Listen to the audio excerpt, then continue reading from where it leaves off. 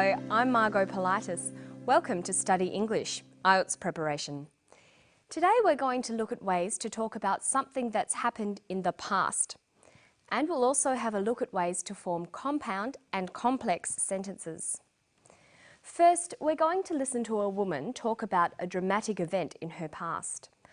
4 years ago, she had a stroke. A blood vessel burst in her brain. Here's what happened to her. A stroke is whereby the blood supply to the brain is cut off. The major signs of having had a stroke that most people would equate with is weakness. So paralysis of an arm, leg or face. In others it can be a loss of speech or an ability to communicate. Others may have loss of vision or a combination of all those things. I was just so physically fit and also emotionally I was on top of the world. I had a really good job at that time and I was getting married. I just felt terribly nauseous and I woke up with pins and needles down one side of my leg.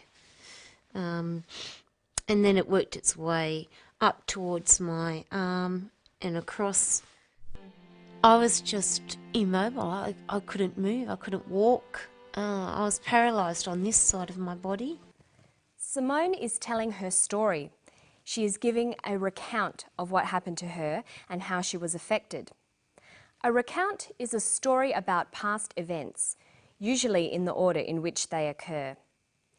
Let's take another look at a clip from today's episode. Listen for the past tense verbs in Simone's story. I was just so physically fit and also emotionally I was on top of the world. I had a really good job at that time and I was getting married. She says, I was so physically fit. I was on top of the world. I had a really good job. Here, was and had are past tense verbs. They're irregular verbs. Let's compare the three forms of these irregular verbs. From the infinitive form of the verb to be, we can form the simple present forms am, is and are. And we can also make the simple past forms was or were.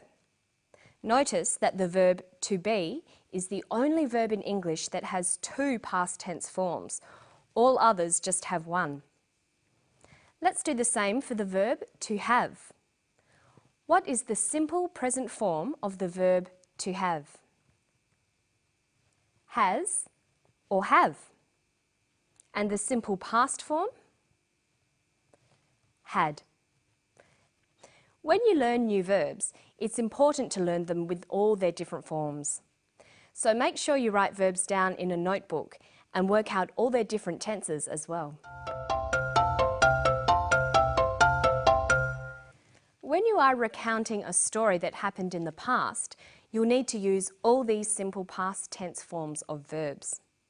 You'll also need to use a variety of transition signals, words that help to order the events.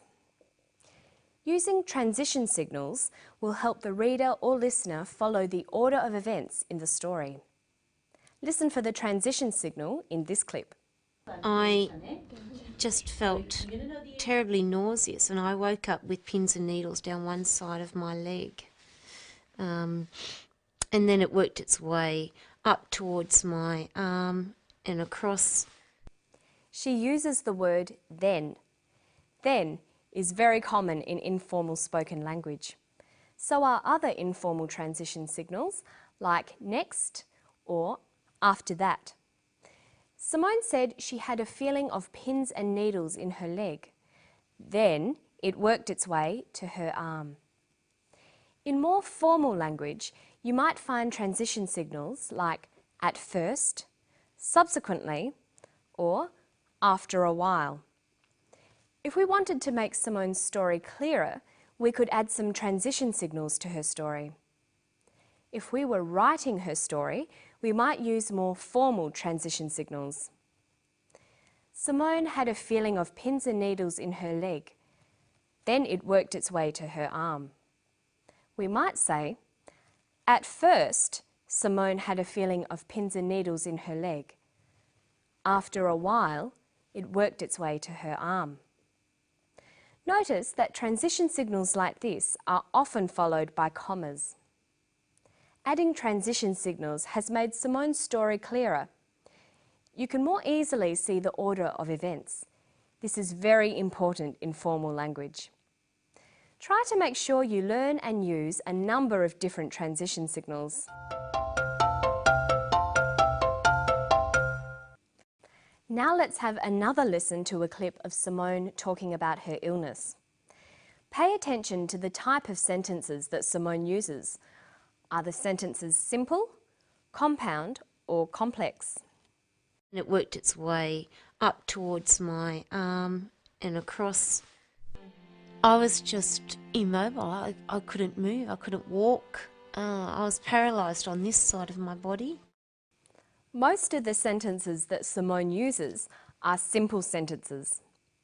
If we wanted to write an account of Simone's illness, we could join up some of these sentences to make compound and complex sentences. We form compound and complex sentences by joining simple sentences and phrases together. Simone says, "I was just immobile. I couldn't move. I couldn't walk."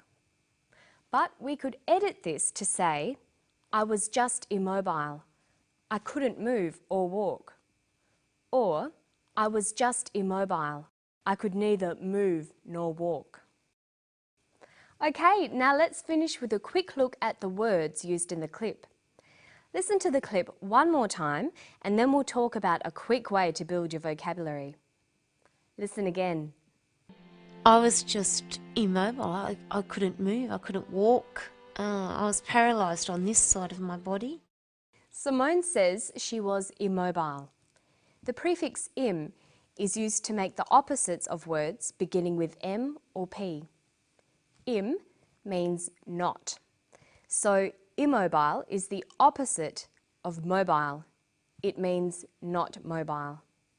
So we can have mobile and immobile, mature and immature, polite and impolite, patient and impatient. Knowing the opposites of words is very important. Many words just have a different word that means the opposite, like hot, cold, happy, sad, in, out, up, down. But other words take prefixes that mean not, like un, de, dis, in. Listen to some of the clip again, then we'll look at how a few more opposites are formed. The major signs of having had a stroke that most people would equate with is weakness, so paralysis of an arm, leg or face. In others it can be a loss of speech or an ability to communicate. He says a sign of a stroke can be an inability to communicate. He uses the in prefix, meaning not. Inability means not having the ability. And here's a few more opposites.